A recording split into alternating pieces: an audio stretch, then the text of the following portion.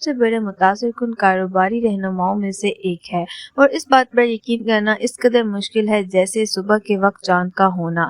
لیکن یہ ایک ناقابل یقین حقیقت ہے کہ اندرا کا کوئی خاص خاندانی بیک گراؤنڈ نہیں ہے، بلکہ ایک معمولی سے خاندان کی ایک عام سی لڑکی ہے جو آج دنیا کی سب سے بڑی بیوریج کمپنی جسے ہم پیپسی کے نام سے جانتے ہیں کی چیف ایگزیکٹو بن گئی ہے۔ یہ ایک بہت بڑی بات ہے کیونکہ ہم اس وقت کی بات کر رہے ہیں جب انڈسٹری میں صرف مرد حضرات ہی اعلیٰ عہدوں پر فائز کیے جاتے تھے۔ 1994 میں یہاں تک کہ ایک قابل اور اہل خاتون بھی کسی نہ کسی نچلے عہدے تک رہ جاتی تھی، لیکن اندرا نے اس رواج کو ختم کیا، اور نہ صرف اس رواج کو ختم کیا بلکہ اپنی کمپنی کو بھی $3.4 بلین کا منافع اور پروفٹ دیا۔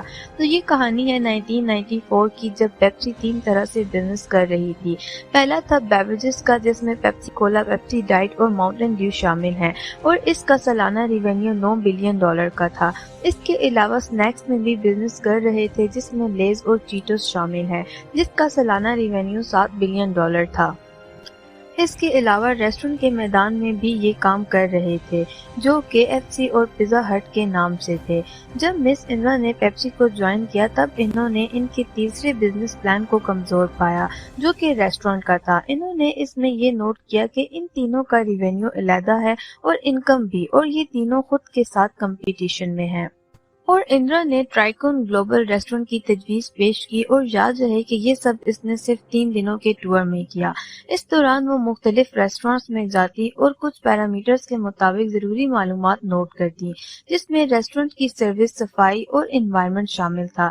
یہ سب بہتر طریقے سے اندرا نے اپنے ریسٹورانٹس میں لاگو کیا، جس سے اس کی ریونیو میں $4.5 بلین کا اضافہ ہوا۔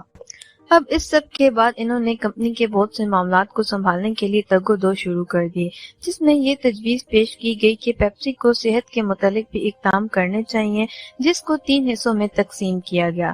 نمبر 1، پہلے سیگمنٹ میں سنیک پروڈکٹس شامل ہیں، ان کو عین حفظان صحت کے اصولوں کے مطابق مارکیٹ میں لایا جائے گا۔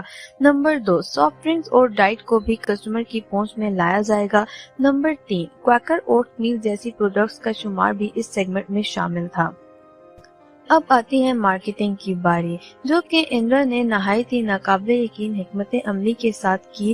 یہ کمپین تو پہلے ہی ان کی چل رہی تھی، لیکن اب ان کی اس مارکیٹنگ کے سلوگن اور میسیجز کو ری ڈیفائن کیا گیا، اور اس میں ڈائٹ پروڈکٹس کو زیادہ پروموٹ کیا گیا اور ان کی سیلنگ پر بھی زیادہ فوکس کیا گیا۔ یہ مارکیٹنگ صرف اور صرف ایتھلیٹس کے لیے تھی، نہ کہ ایک عام سے آدمی کے لیے، جس میں واضح طور پر ایتھلیٹس کے لیے پیغام تھا۔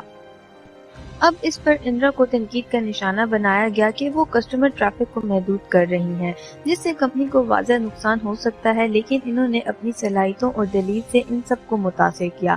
لیکن بعد میں یہ واضح ہوا کہ اس حکمت عملی اور مارکیٹنگ سے کمپنی کو کافی فائدہ ہوا ہے اور بلین ڈالرز میں ریونیو جنریٹ ہوا ہے، اور آج بھی پوری دنیا میں اندرا کی بنائی گئی مارکیٹنگ کمپین اور سلوگنز چل رہے ہیں۔ تو یہ ثابت ہوا کہ خواتین بھی کسی سے کم نہیں ہیں اور ہر میدان میں اپنا لوہا منوا سکتی ہیں، ٹھیک جیسے اندرا نے کیا، جو کہ پوری قوم کے لیے باعث فخر ہے۔ اب تک کے لیے ہماری طرف سے اتنا ہی۔ امید کرتی ہوں کہ آپ کو یہ کیس اسٹڈی پسند آئی ہوگی۔ ملتے ہیں اگلی ویڈیو میں، تب تک کے لیے اپنا خیال رکھیں۔ خدا حافظ۔